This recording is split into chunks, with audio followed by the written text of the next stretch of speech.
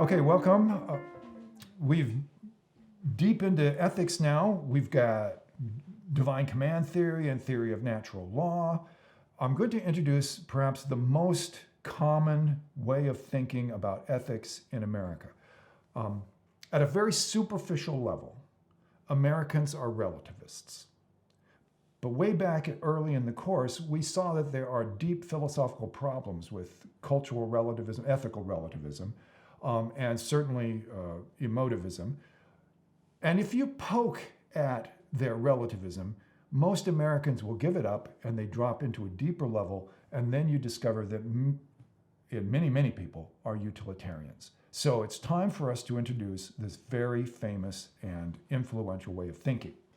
And we're going to start with Jeremy Benham, and then in a later lecture, the next little lecture, we'll talk about the developments of utilitarianism in John Stuart Mill. So these are two very important thinkers. So the situation is the 18th century, a time of revolution, quite literally, the American Revolution, the 1780s, 1770s, 1780s, and the French Revolution, the 1790s.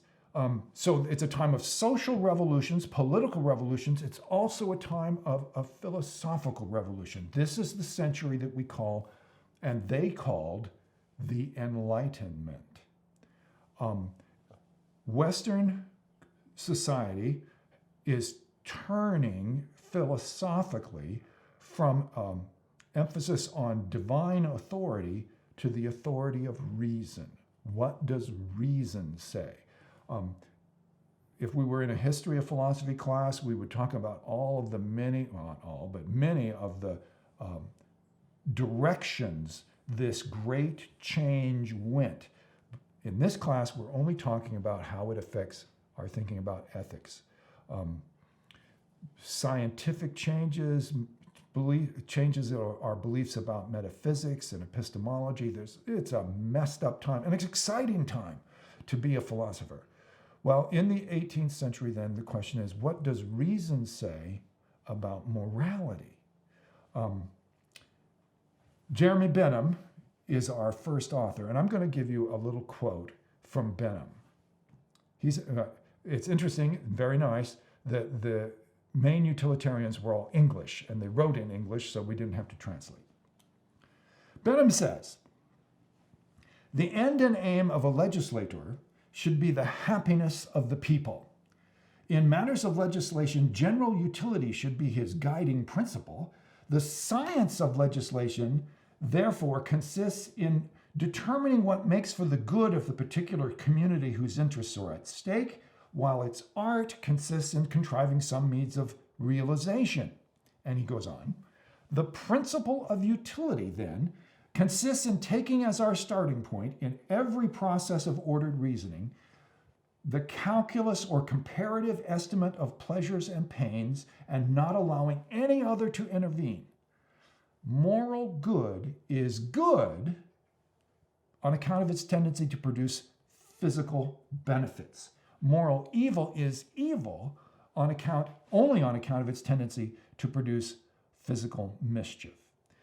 Benham just starts out saying, if you're going to be a legislator, if you're going to serve in Parliament, your goal is to produce utility, the happiness of the people. So the principle of utilitarianism is ethics is about aiming for, achieving the most happiness for the most people. This means that ethics is kind of like a T-chart. I suppose you've all used a T-chart. You draw a T, and on one side you put all of the minuses against should we buy a house? How much it costs, and all of the stuff here. And on the other side, the positives. All of the reasons we might want to buy this house. We've already decided we're going to buy a house. This house has these disadvantages. This house has these advantages. It's still like a T-chart that we use to make decisions. The utilitarians will say moral decision making is like that. If you're going to do X, this particular action, will it lead to more good or more evil? It's a balancing. It's a weighing. It's a calculation, says Benham. And he actually believes in it. In the 18th century, Jeremy Bentham thought that with a revolution in our moral thinking, eventually our moral thinking will be like moral math. We'll be able to give numbers to the various aspects of moral decision making. Of course, it will be complicated, but that's life. So from the beginning, the utilitarians were reformers. They wanted to change the way we think about things. Imagine that you went to visit your Aunt Minnie. Aunt Minnie is living in a retirement home. Here on campus at George Fox, across Fulton Street, there is the Friendsview retirement home. So suppose Aunt Minnie is living in Friendsview, and you go to visit her. And there you are, and she says, "Oh, welcome. I'm so glad that you came. Can you shut the door? I want us to have a private chat." So you're sitting there and having a conversation with Aunt Minnie, and she says, I'm dying. I have a disease that the doctors tell me will kill me in about a year. It's just, I'm not feeling much pain because they give me lots of drugs. I'm feeling pretty good, actually, but my life is limited. I'm going to die in about a year. Now, ironically, I have about $100,000 left in my estate, and every month it costs about $10,000 for all the drugs they give me. Now, I have written my will so that your cousin could inherit my money and go to George Fox College, or George Fox University. You can see this example is old in my lectures. But ironically, just about the time I die, all the money will run out. Your cousin will get nothing. Honey, I'm 84 years old. I want you to go over to the wall there and push the black button. And then push the red button. And then go get the nurse. Nobody will know you're doing it. I'm asking you to do it right now. So there's the case. Should you kill Aunt Minnie or not? The utilitarians said, look, euthanasia has a big minus. Somebody dies. But in many cases, it has a big plus. And you may think, oh, no, I would never kill Aunt Minnie. But ethics is about getting the good results, right? So there has to be some case where it's actually right to kill Aunt Minnie. We don't say murder. She's asking for it, right? So notice that this was a reform idea that utilitarians have pushed, and it's actually become quite widespread in our culture. In the state of Oregon in the 1990s, the voters of Oregon adopted a death with dignity law that allows physicians to actually prescribe deadly doses of, shall we call it medicine, to people who want to die. Now, there are restrictions built into the law. You have to have 2 different doctors recommend it, and you have to do it over a certain period of time, and you have to do it yourself. The doctor can't inject you. So there are safeguards against possible abuses built into the law. I'm just pointing out that the utilitarians have changed the way we think. What about animals? Should we treat our animals well? In the medieval period, we've covered theory of natural law. Aquinas would have said, yes, you should treat your animal well. You should not beat your animal, because if you beat your animal, you are practicing cruelty, and later you might be cruel to a human being, and that would be wrong. The animal itself doesn't count for very much, but you practice your virtues or vices in regard to the animal. The utilitarian said, no, that's not it. The reason mistreating an animal is wrong is that the animal suffers. I used to have a dog, or my son had a dog. His name was Hershey. Hershey was a certified cat killer. He was a big dog. We kept him in a small backyard. It was stupid that we did. But anyway, small animals like cats would come into our backyard, and Hershey would kill them. The first time this happened, my wife said, Hershey killed a cat. You get to bury it. I was gone on a conference, so I got to go bury the cat. The second time it happened in the middle of the night, 1 o'clock in the morning, when I heard this caterwauling from the backyard, and I get out there, and Hershey is about to dispatch this cat. And I bring the cat into my house. I lay it on a towel because I don't want it to be on the rug. I call the vet at 1 a.m. The vet is not in his hospital, but he has arranged that if I call him, the call goes through to his house, and so I get him in the middle of the night. And I explain, a cat got in the backyard, dog attacked it, the cat is, I don't know, it looks terrible. So he says, I'll meet you at the hospital. So I'm driving to the hospital, and the vet is driving to the hospital. We both expect that when I get there, he's going to say it's a hopeless case, and he'll euthanize the cat so that the cat dies as painlessly as possible. Why are we doing this? 2 grown men in the middle of the night for a cat. Because the utilitarians have taught us that animal pain matters. We should care about the reason the American Society for the Prevention of Cruelty to Animals, the APCA, whatever, exists. The reason it exists is that utilitarians have influenced us and have changed us. And I admit it. Utilitarian thinking has changed the way we think. Also, victimless crimes. Because human beings make laws, and human beings are sometimes foolish and sometimes stupid, sometimes we make laws that have this effect. We take some activity that hurts nobody and we make it into a crime. The utilitarians say we should never do that. It's a contradiction in terms to have an activity that doesn't hurt somebody. We should never make that into a crime.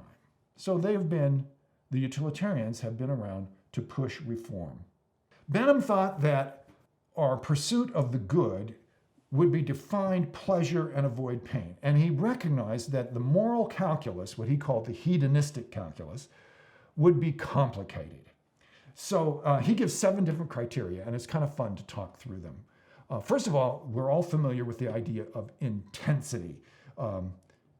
There are pleasures, and then there are pleasures. There are pains, and then there are pains. And then there is duration. You can have a very sharp pain, but if it only lasts for a minute, that's not nearly as bad as the dull ache that goes on for years. So, intensity and duration. And then there's the problem of certainty. Often when we take an action, it may lead to a certain pleasure, it may lead to a certain pain, but it's not certain. As they tell us, you can't win the lottery if you don't buy a ticket. So if you buy a ticket, you have a tiny chance of winning, but of course we all know that the odds are, you're more likely to be hit by lightning twice than to win the lottery. So how certain is the pleasure or pain from your action? And a real problem with dealing with children, my grandchildren, is proximity. How soon will the pleasure or pain come? A 12-year-old who's trying out her first cigarette is not thinking about emphysema when she's 48. For a 12-year-old, being 48 is so far out of her experiences she can't even imagine it. If she could, and if she knew anything about the horrors of lung cancer or emphysema, then maybe she wouldn't smoke. But because it's so far away, proximity matters. Another point that Benham talked about is fecundity, or since that's an old-fashioned word, productiveness. Some pleasures lead to more pleasures. There is, I will tell you, a minor pleasure, and some people think it's a major pleasure, of cooking. It's fun, you bake a cake or you cook something on the grill. But that pleasure leads to another pleasure. You get to eat it. So this is another factor in judging pleasures and pains. Some pains lead to more pains, and some pleasures lead to more pleasures, and that would be an important factor. Purity. This is what we're very familiar with. Sometimes you get pleasure now that leads to pain later. And that mixes in with the certainty and proximity matters. How much pleasure I get? Usually it's the pleasure now is certain, but the pain later may be uncertain. So it's not pure, it's impure, and then the proximity problem complicates it. Of all of the factors in judging right and wrong, though, Benham would say extent is the most important. How many people, and since animals can suffer too, how many animals gain pleasure from the thing that you're contemplating? How many suffer? So Benham thought, of course, this is going to be very, very complicated. You've got to take into account all 7 criteria in building your moral math. And he really thought that eventually, since we're modern people now living in 1790 and we're looking ahead to the great new century of the 19th century, we will work it out. We will get this complicated formula worked out, and we will be able to judge right and wrong much better than we do now. So that's the end of the Bentham version. We'll look at the second version of utilitarianism next lecture.